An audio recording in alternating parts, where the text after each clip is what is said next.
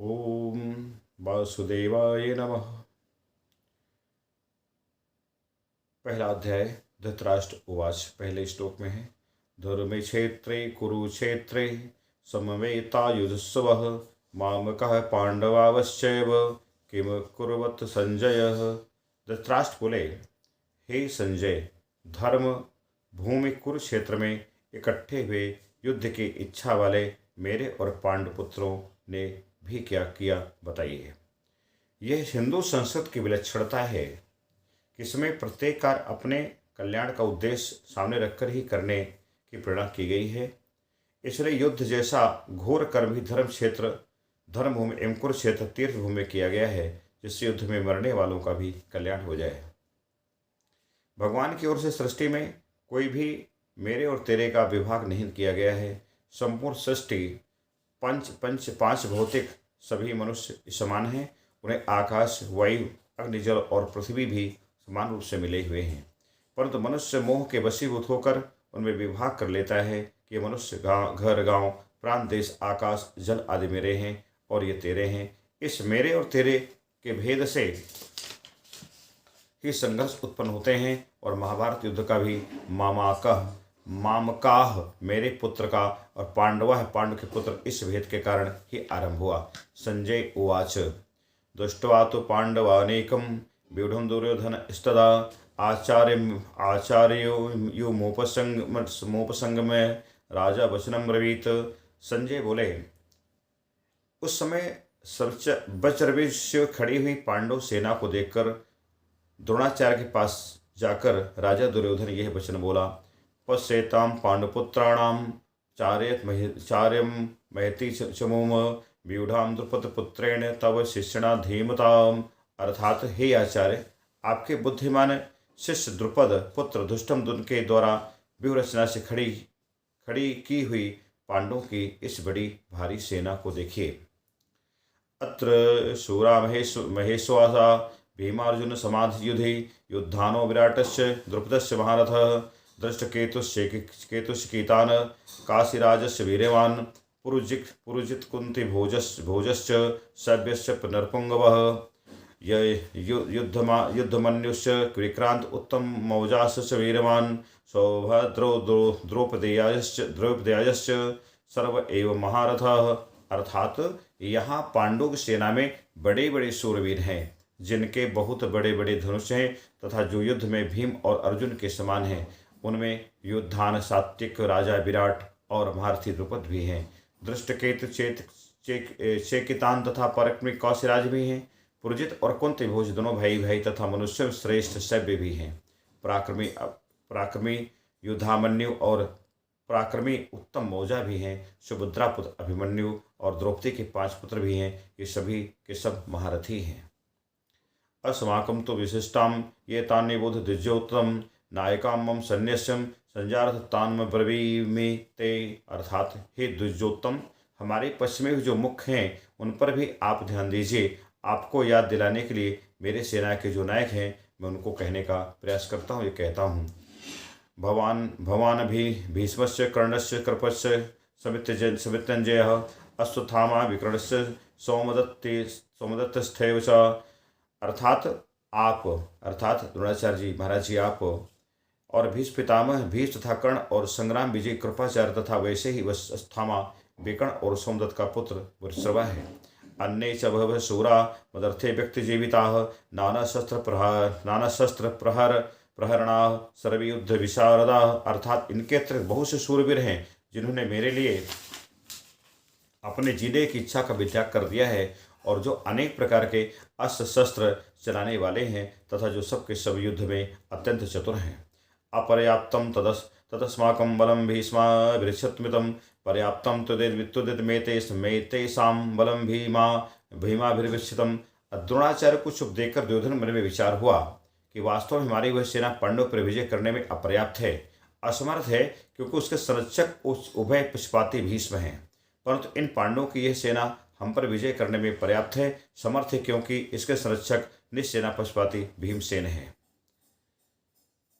इस श्लोक से ऐसा प्रतीत होता है कि दुर्योधन पांडु संधि करना चाहता है, परंतु वास्तव में ऐसी बात है नहीं है। दुर्योधन ने कहा है, जनामि धर्म जनामि धर्म धर्मम न च मे प्रवृत्ति जानार जाना जानारम में धर्म न च मैं निवृत्ति केनापि देवन हृदय स्थितेन तथा नियुक्तो अस्मि तथा करोमि। मैं धर्म को जानता हूँ और उसमें मेरी प्रवृत्ति नहीं है। जानने के बाद भी, जैसे आपने देखा त्रेता में रावण सब जानता था, 4 वेद 18 पुराण को था, 4 वेदों को ज्ञाता होकर बातें व्यर्थ बनाते हो, बहुत सारी बातें वहाँ पर आई हैं। और अधर्म को भी मैं जानता हूँ, दुर्योधन ने भी कहा, पर उसमें मेरी निवृत्त नहीं होती। मेरे हृदय में स्थित कोई देव है जो मुझसे जैसा करवाता है वैसा मैं ही करता हूँ। दुर्योधन हृदय में स्थित जिस देवता की बात करें वह वास्तव में कामना ही है।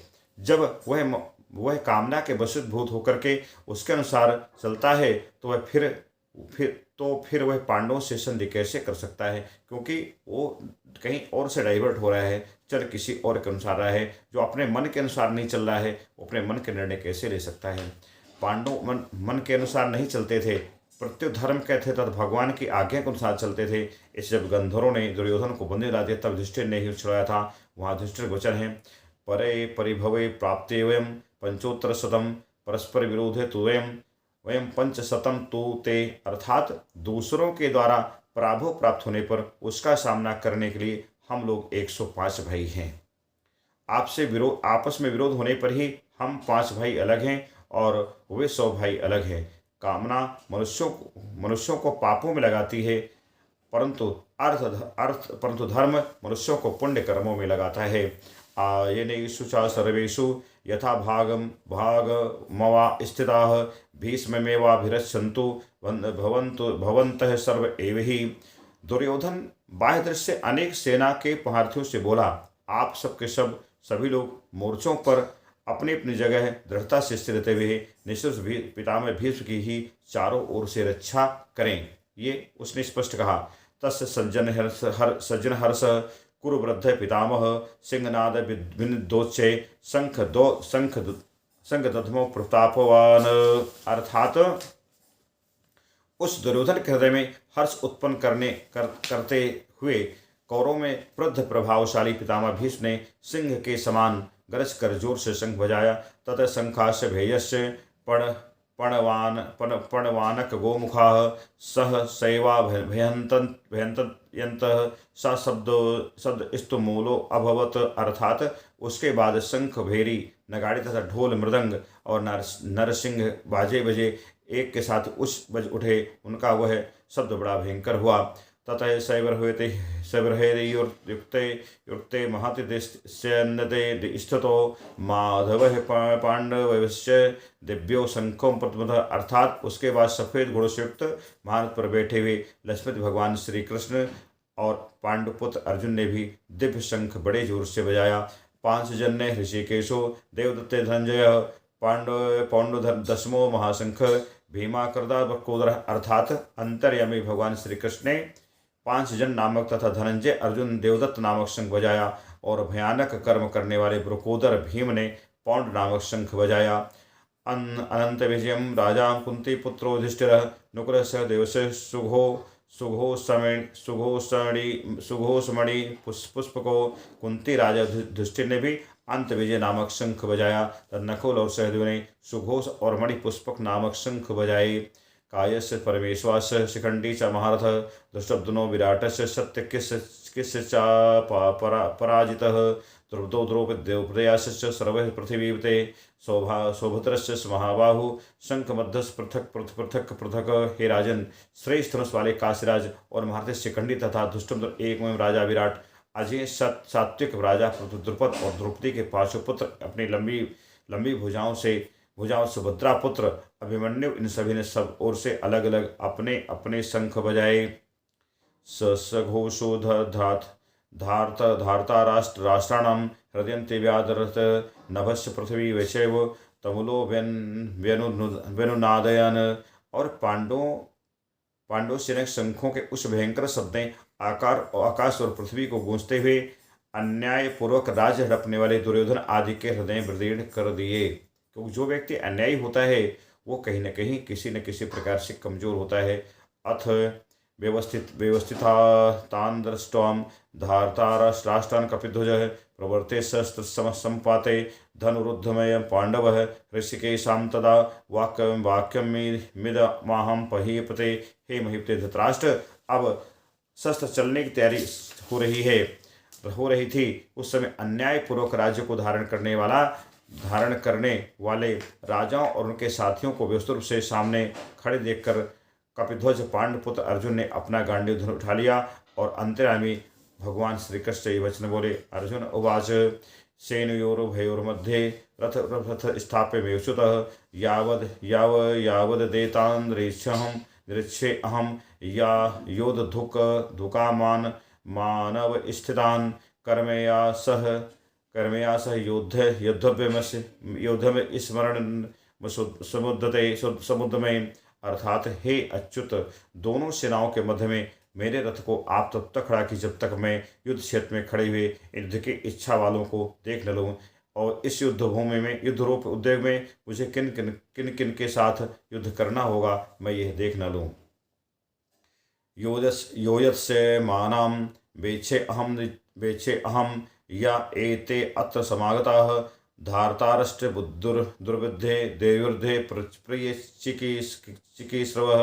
अर्थात दुष्ट बुद्धि दुर्योधन का युद्ध में प्रिय करने की इच्छा करने वाले जो लोग इस सेना में आए हैं, युद्ध करने को उतावले हैं, मैं सबको देख लूँ। एवं मुक्तो ऋषिकेशो गुडाकेशन भारत सेन योरुभयोर्मध्ये स्थापित्वां रथोत्तमम् भीष्मद्रोणा भीष्मद्रोणान् प्रमुखतः सर्वेषां च महीक्षिताम्। उवाच पार्थशैपस्तान् समवेतां सैन्यकुरुनीते। अर्थात हे भरतवंशी संजय बोले, हे भरतवंशी राजन, निद्रा विजयी अर्जुन के द्वारा इस तरह कहने पर अंतर्यामी भगवान श्री कृष्ण दोनों सेनाओं के मध्य में पितामह भीष्म आचार्य द्रोण के सामने तथा संपूर्ण राजाओं के सामने श्रेष्ठ रथ को खड़ा करके इस प्रकार कहा कि हे पार्थ, इन इकट्ठे हुए कुरुवंशियों को देखो। यहाँ पर मैं स्पष्ट व्याख्या करना चाहता हूँ, युद्ध के लिए एकत्रित हुए इन कुरुवंशियों को देख, ऐसा कहें भगवान यह गूढ़ विसंधि की थी कि इन कुरुवंशियों को देखकर अर्जुन भीतर छिपा कौटुंबिक ममता युक्त मोह जागृत हो जाए और मोह जागृत होने से अर्जुन जिज्ञासु बन जाए, जिससे अर्जुन तथा उसके निमित्त से भावी मनुष्यों को भी मोहनाश करने के लिए गीता का महान उपदेश दिया जा सके। आज के लिए इतना ही।